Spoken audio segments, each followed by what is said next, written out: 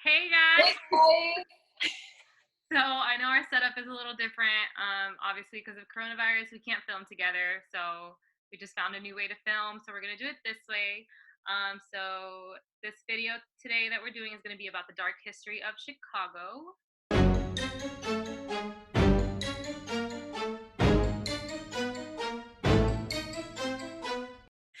Make sure to like, comment, and subscribe, guys, if you haven't already. We know we've been MIA, but we've been trying to figure out what to do in light of this virus, and we hope you guys are all staying safe, staying home, and hopefully this will be over soon. And yeah, without further ado, let's get it right into the video. So we spent the weekend in Chicago. We kind of took an impromptu trip before all of this happened. And one of the first things we knew we had to do was go on a ghost tour. So we found this really cool tour. It's the Gangster and Ghost Tour, and we could link it in the bio if you ever go there. Definitely do that tour. It's amazing. So we kind of want to talk a little bit about what we did on the tour and where we went. So if you know anything about Chicago, they have such a large history, especially with gangs and gang violence. And not just gangs today, but also during the early 1900s, the 1920s especially. It was such a prevalent thing that was going on. And specifically, we got to walk around the streets during at night of Chicago, where some of the most well-known gangsters during this time, mostly Al Capone was a huge player and who we learned about. And as you guys, if you've seen our other videos, you know that we've already mentioned a little bit about Al Capone. So if you want to know more about his background, go ahead and check out our Alcatraz video. But today we're just going to mostly talk about his contribution to crime and particularly what happened in Chicago. So our tour guide, Lauren, she was really awesome. She took us all along the streets of downtown Chicago, particularly in the South Side where Al Capone's gang resided. And we walked along some of the major streets. Also where you see the famous Chicago sign, that was also part of the South Side. And you just see a lot of different old buildings that used to be where they would hold prostitutions and where they would serve alcohol, which was actually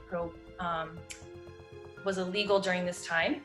And we also learned about how they would congregate near train tracks specifically because they liked how the sound would mask over when they would shoot somebody. So they literally, if they wanted to kill somebody, they would wait until a train would pass by and then shoot. So it would mask the sound of the shooting, which is, it's like smart to think about. Strategic, like the way they planned things. They really planned it out well. Yeah. So as Christina mentioned, it was the Prohibition. If you don't know what the Prohibition was, it's the act or practice of forbidding something by law. More particularly, the term refers to the banning of the manufacture, storage, transportation, sale, possession, and consumption of alcoholic beverages. So back then, alcohol was banned, kind of like drugs are now. So Al Capone, a lot of gangs actually saw this as an opportunity, especially Al Capone, to sell alcohol illegally because they knew that they were going to make money out of it because there was such a high demand for it. And I think it's crazy. He brought in as much as $100 million a year. And that's a lot now. Imagine how much it was in 1920. Like, that's insane. The gangs back then were making so much money off of this. And what I thought was really cool is that they used like underground as a kind of a way to smuggle the alcohol. Al Capone used it to escape certain places. So it's rumored that there were underground tunnels built to smuggle alcohol easily between one location to the other. So it's not like a confirmed fact, but it's kind of like, it's a pretty popular rumor that this is what they did. And there was even the epicenter for illegal underground was the Green Mill, which we went to, which is kind of cool that there's still a bar from the 1920s still there, like since the Prohibition. So if you go to Chicago, you could definitely check it out. It's a cute little lounge and they play jazz music and stuff. But yeah, that was one of Al Capone's favorite bars. His booth is still there.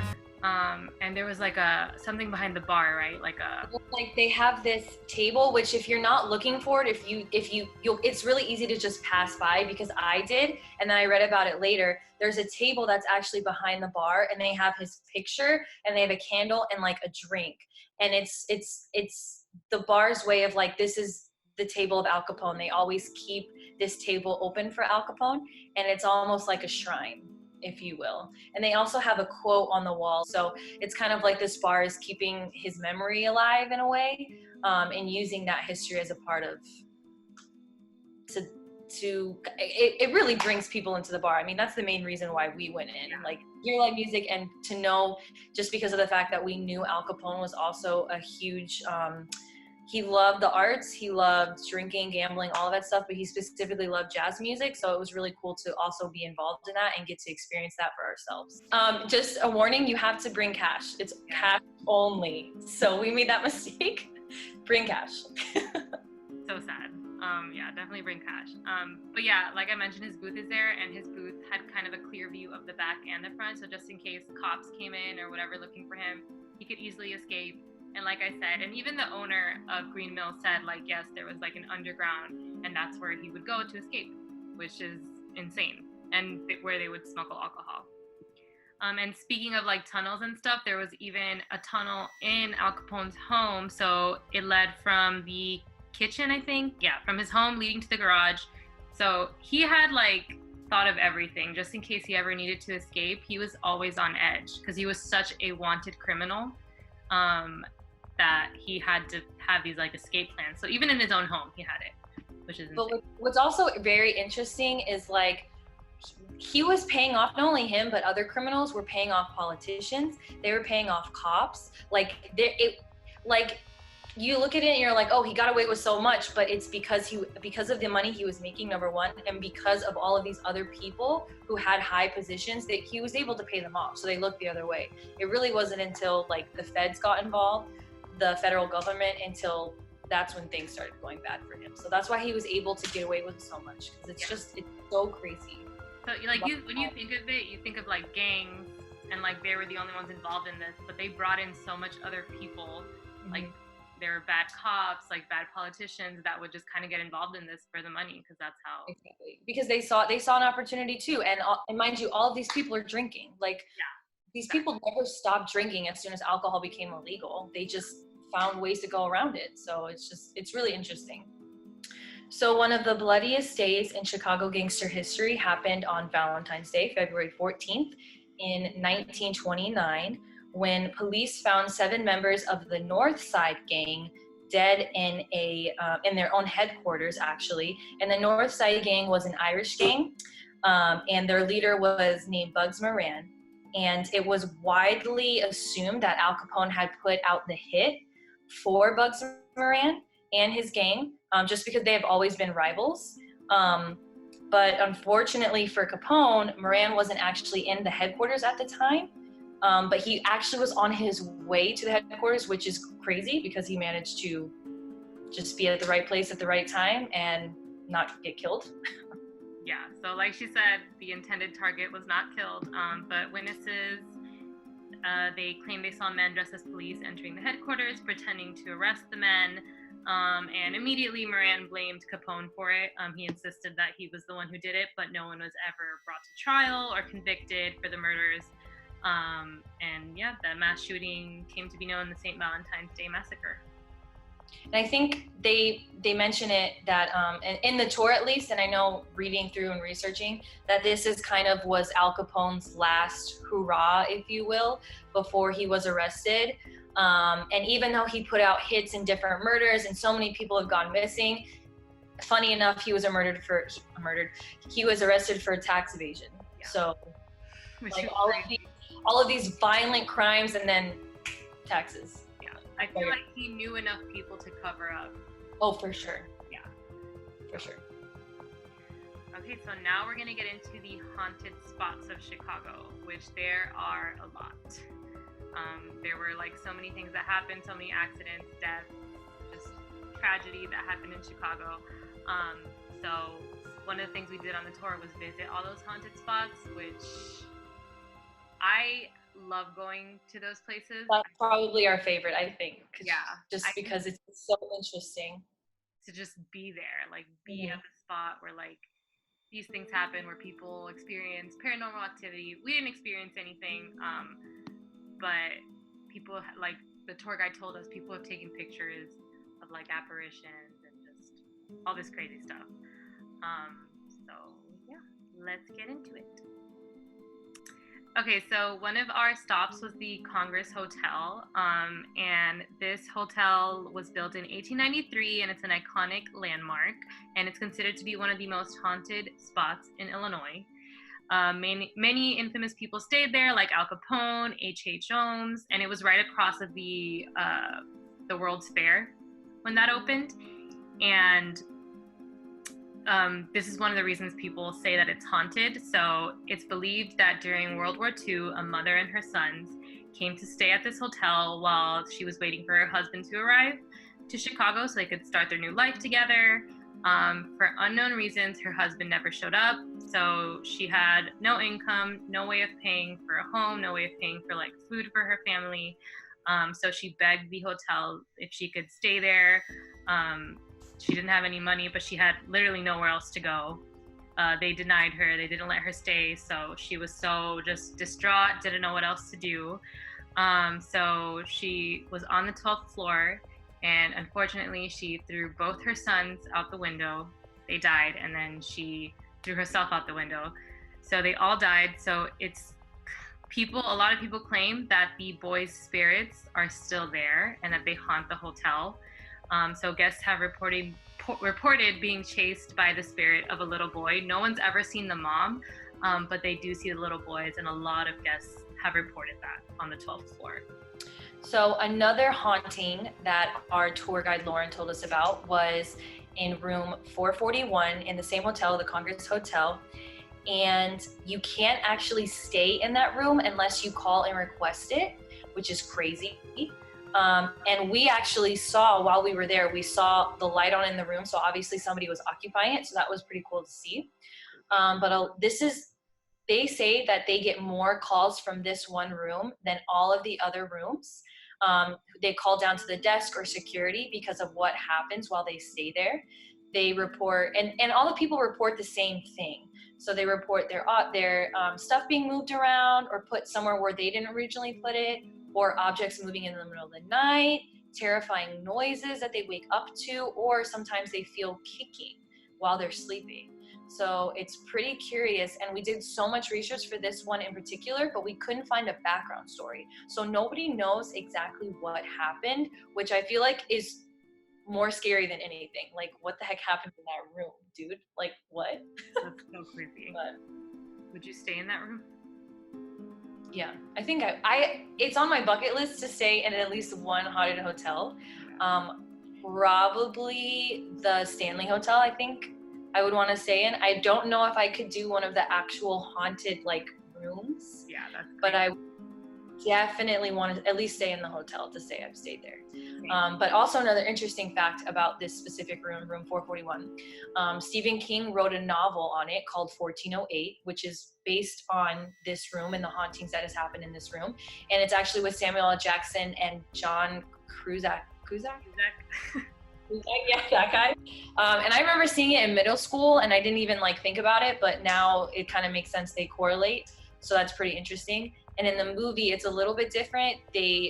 People keep committing suicide in the movie, but nobody knows why. So another one of our stops was the Chicago River, which is crazy that it's haunted because it's a very popular tourist area. But a lot of people don't know that on July 24th, 1915, the SS Eastland rolled to the side while tied to the dock, and it killed 844 people, which is insane because the ship was only in 20 feet of water. But there were a lot of design flaws with the ship, and because it was tied, and when it flipped over to the side, a lot of people got stuck under it.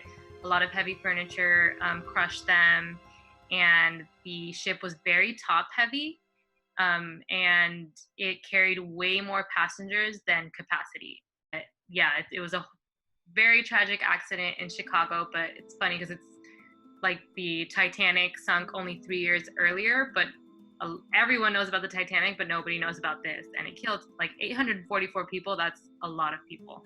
Some rumors as to why it's not as widely known or like taught is because like the Titanic was not a majority, but a good amount of people were like upper class, like very, very extremely wealthy people. But it was all middle and working class and lower class for the SS. So it's kind of interesting and kind of sad when you think about it. Like I never learned about this in history. So, and that's a huge accident. So that's a lot of people. So because of this huge disaster, it's according to a bunch of people who filed different reports, that it's extremely haunted because of the amount of bodies, and not just from this disaster, but also like gangsters would throw bodies in there. It's an easy place to get rid of a body.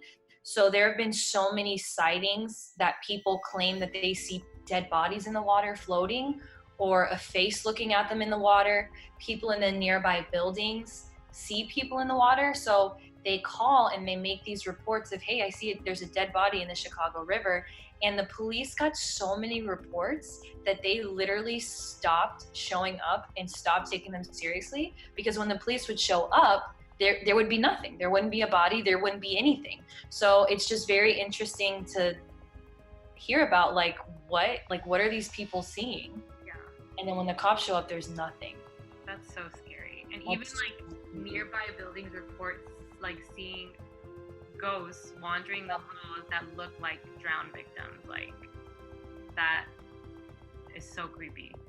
We didn't experience anything, but our tour guide told us that a lot of the people who do the tour do experience stuff. Like even like when they take pictures, they see things in their pictures. So they see something in the water. Can you imagine? Yeah. Oh my gosh, that's creepy. I think I would call the police too, because like if absolutely, because you think it's real if it's what's in front of you, of course. But it's just interesting to know that all of these reports are being filed, and then they're like, oh. But I wonder what the police think about it. Like, do they think it's just a big hoax, or like, do they think that it's something too? You know what I'm saying? Like, I wonder what they think. So another place that our tour guide took us to is called Death Alley. And particularly we learned about the Iroquois Theater. And this was actually one of the deadliest fires in US history. This happened on December in 1903, which claimed over 600 lives. During a theater production, it was full to capacity. People were even sitting in the aisles, which is definitely against fire code. But it is stated that during one of the shows at 3:15, after the second act, sparks began to fly, and the flames started spreading very quickly, and guests started to panic, obviously because the fire is going, and the exit doors were made where you had to open them from the inside. So you can't open it if hundreds of people are crowding you and pushing you. You can't get the door open. So all of these poor people were stuck inside during this fire, and people started panicking and freaking out, and they started jumping off of the fire escape, and they landed in the alley, and a lot of people started jumping on these bodies who were already fallen and dead on top of them. So that's really freaking scary. And because of that, all of the deaths that happened, they call it Death Alley. So one of the largest death tolls was actually at the base of this stairway, because so many people were trampled, because those doors were locked to keep people from coming in without tickets. So like she said, many jumped to their death from the windows because there were no doors. And that's why the alley is haunted, because of like all those bodies that jumped to their death. So many people claim to see ghost-like images on photos they've taken. They feel a presence, they notice an apparition that appears to be real wandering the alley. Again, we didn't really feel anything or like see anything in our pictures, but it's definitely something that you want to like experience for yourself, just being there. It's just kind of eerie knowing like, and this is also something that's you don't really learn about, and it killed, what was it, 600 people or over 600? Over 600 people, yeah. So I mean, Chicago has definitely had its fair share of tragedy. which is why there are so many haunted spots there. Okay, so one of the first serial killers in the United States was actually in Chicago in 1893. His name was H.H. Holmes, which, if you don't know who that is, if you watch American Horror Story, I'm sure you know who that is. Evan Peters played his character. So H.H. Holmes was just a terrible person. He scammed people all the time. He had a really bad criminal background, but he opened a hotel in Chicago, and it was during the World's Fair that we mentioned before, that was across from the Congress Hotel. So he opened his hotel during that. So he would go to the World's Fair, try to scope people out, get people to stay in his hotel. And what was interesting about his hotel, it wasn't a regular hotel. He built it with traps and just hallways that led nowhere, staircases that led nowhere. And nobody knew like that this hotel was built that way, because the people who built it, he would constantly like someone would build one part, he'd fire them, hire somebody else to build another part, fire them. So nobody really ever knew the blueprint of this hotel, only him. He is very prominent in Chicago. Like, a lot of women found him attractive. And it wasn't just his looks, it was his charm. He was able, it's been said he's been able to attract women and draw them in. And like Natalie said, how he would literally go to the World's Fair, which is this huge event where all of these prominent people are, and attract them and try to pull them in to get them to his hotel. So much so, even if men tried to stay, he would be like, oh no, we're full to capacity, but like the top 2 floors would be empty. He just wanted women to stay so he could get them alone, basically. And he had so many different relationships with so many different women, pretending to love them and be in this relationship with them. But it was very obvious that he was just trying to scam them and get their money. And he would kill a lot of them in his hotel. So he would stick them in a vault when they thought they were going into like a room. It was actually a room with like no windows, no doors. Suffocate them. There was so many ways. It was just insane. So many ways that he killed people, tortured people, and it was a while before anyone found out. Cause he got away with this for a very long time, and it was because a lot of people, and the thing is, a lot of people did go missing. There was a large amount of people who went missing, and not that it was uncommon, but it didn't start raising red flags to police until like he had already gotten away with it so many times. And the police would talk to him because the last time these girls would be seen would be with him. But nobody ever suspected him of anything because of his charm and because of his attitude. They were like, how is this prominent businessman going to be involved in something like that? So they didn't even bat an eye and he would come up with all these elaborate schemes and stories of where these women that he had drawn in, where they had gone to. Oh, like she went back to her family. Oh, she actually ran away and moved with another man and started a new life. Like, all of these elaborate stories, and these people believed him. Yeah, and you have to think, like, 1893, there's no cell phones, nothing. Like, someone leaves, they're gone. Like, that's it. How do you, like, there's no way of communicating with them. So it was very easy for people to get away with things. There's no fingerprints, like nothing. And he would actually sell the skeletons of the people he killed to like schools or like colleges to study, and no one ever questioned like where these skeletons were coming from. He made money off of the people that he killed even after they were dead. But ironic enough, he was actually arrested for stealing somebody's horse in Texas. So not even for murder or anything, but they actually found the body of a woman who he had been involved with, and they found her remains as well as some of her clothes and jewelry. So that's how they finally were able to pin that murder on him. Even then, there wasn't a for sure number they said that he killed. He went back and forth and claimed 9. Then right before he was killed, he said 2. So nobody really knows. Even at one point he said like 27, and they went back and checked, and some of the people he claimed to have killed were still alive. Yeah.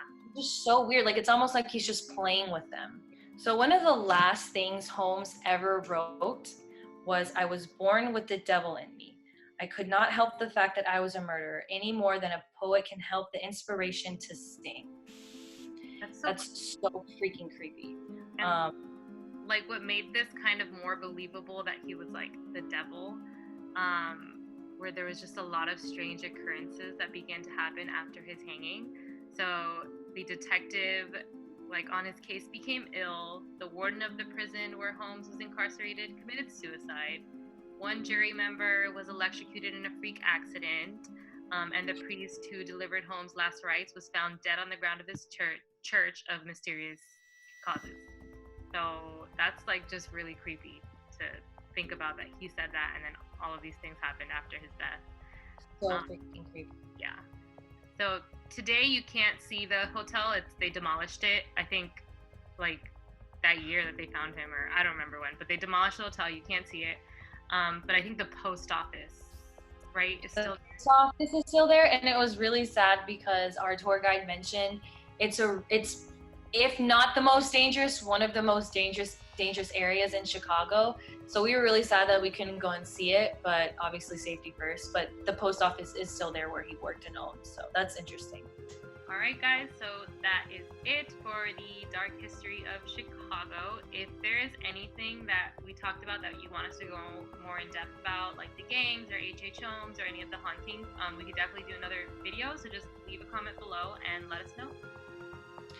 Let us know, guys, what you think about this video. If you liked it in particular, how we traveled and did a ghost tour, because there's actually a lot of ghost tours here in Florida. So hopefully when things start to open back up, we can take it. And if you liked it, we can do more and tell you more history about it. So that's something we really enjoyed. Definitely. So make sure to like this video, subscribe, follow us on Instagram, and you could follow our blog. We'll link it below. And yeah, that's it, guys. Thank you, guys. Stay safe. Bye. Bye.